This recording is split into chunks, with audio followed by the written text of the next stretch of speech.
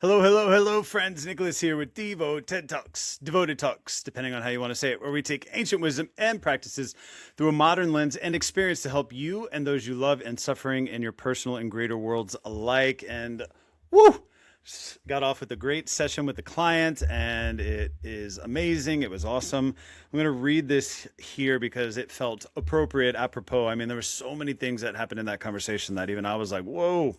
But one thing that I said that I wrote down was interpersonal relationships are just external execution of internal beliefs and systems that we have already been acting out. We are essentially, through interpersonal relationships, learning who we are. So, yes, I already knew this. I already said it in so many words, but interpersonal relationships are always going to be whatever our internal set point and practice habits internally are expressed outward. And so it is a lesson in knowing who you are by the observation and understanding, or trying to reason through the things that are happening interpersonally, how you show up, how you feel, what happens when you express yourself. All of these things are clues to the internal state. This is what the yogis knew, right? The yogis know that if you want to understand the universe, all you have to do is understand the internal and observe and experience the internal, and then it will become obvious externally what that is. And so I was like, wow, that's so wise. But furthermore, one of the questions that my client came up with was, well, if other people are creating their reality and we're creating our reality, are they not the same? And I was like, no, they are not the same. They are uniquely individual, but how we pull other people into our experience and into our lives is through the parts of us that line up.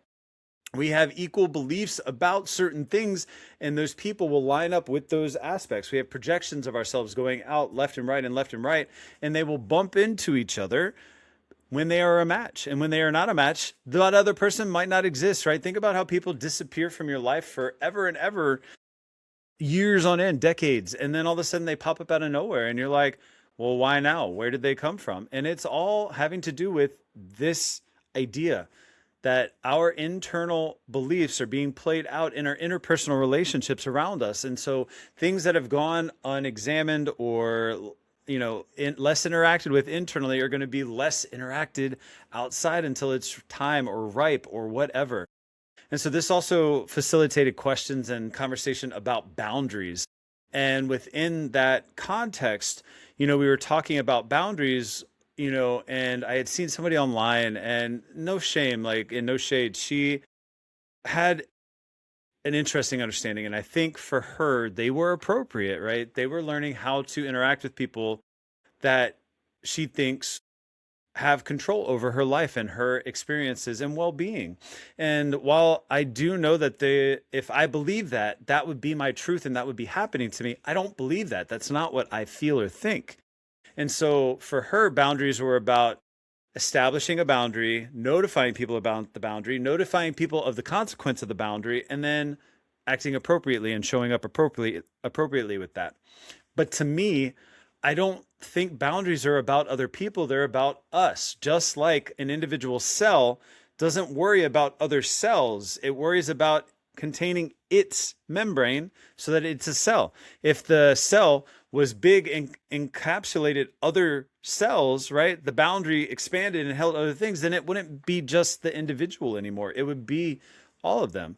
And so all of our lives are basically about these membranes and these surfaces / projections bumping up against each other.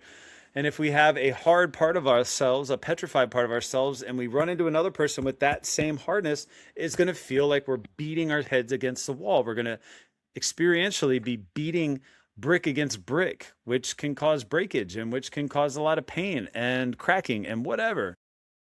I know it's hard because if you're not a visual person, this may not necessarily easily make sense to you. And so what I would do to try to bring it back down to other ways of understanding it is we are shaping reality around us up to and including our boundaries. In fact, our boundaries are the extent to which we understand ourselves out there. And so the more we understand ourselves, the more we have flexible, dynamic, and permeable membranes that are boundaries that allow for exchange and rejection of things that don't belong, exchange of things that do belong, and rejection of things that do not belong. And so we understand this. We have relationships where there is a give and take and it makes sense and it is given freely. Some might call this love, right? And there's friend love and there's a romantic love and then there's parental love. Like there's so many different ways of doing relationships and love and boundaries. And then there's people who it's like, no, I can't do more than this. But instead of it being a tug of war between you and that person, it can be something as simple that keeps the boundary dynamic or keeps the barrier dynamic, is that you know what you're going to tolerate and what you're not going to tolerate. And then you know how you'll act in that moment, right? But if it's something that causes you to reflex or overreact or respond to in a way that harms you, is that really a good boundary to have? What about having a boundary that you know what?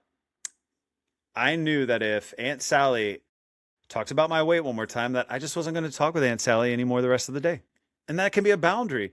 But what does that have to do with Aunt Sally, other than Aunt Sally doing what she does? And so the part of us that meet up with each other are the boundary. So I know that if Aunt Sally does this, then I'm just going to walk away and I'm not going to engage with her the rest of the day. And if she comes back and asks me why she's not engaged, I'm not engaging with her, then I can tell her why.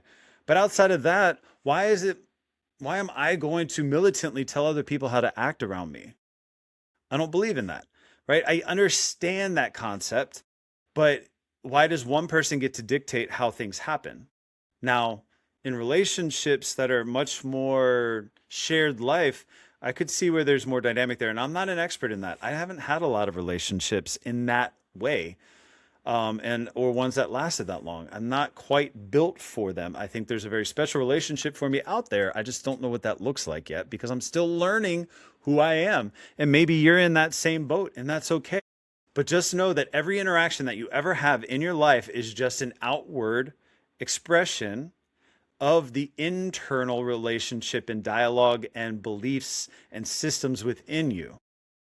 And so anything that's happening outside of you, you can then turn inside and reflect and be like, what is that?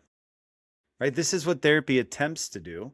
And then some spiritual counseling is able to dig into some of this. Maybe it's like people who come to me for personal training and I'm like, yeah, we could exercise, or we could talk about this thing that is inhibiting you from wanting to exercise. Could do that. Yeah, we could totally do that.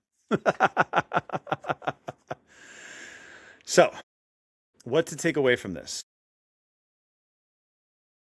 It is well established and long known that the subtle levels and things occurring within you are recapitulations of things happening out in the cosmos. Our emotional states are very much like weather patterns. When we have high and low systems come together, oftentimes there's this staticky discharge that helps balance the systems, right? And if it has more moisture or not, if it's one temperature or not, you get different manifestations of the weather, but it's still weather, right? So what else in your life reflects the cosmos? Think about people who orbit in and out of your life, right? Like Jupiter has a huge orbit, but when it gets close to other planets, it influences them. It influences the sun, or the sun influences it. It has different effects. And so what about other people who come within your orbit and affect you in different ways? There is a meditative potential for you to figure that out by going inward instead of having to go out to Jupiter. I know sometimes these can be really hard, but I trust and I know that the people who are meant to hear this will get sent it and or find it, and everybody else who could benefit from it will find it in their own time when they're ready. And some people won't ever be ready, and that's fine, but some people will find this immediately, and I'm grateful. So those of you who are finding this now or in the future, be well and be free.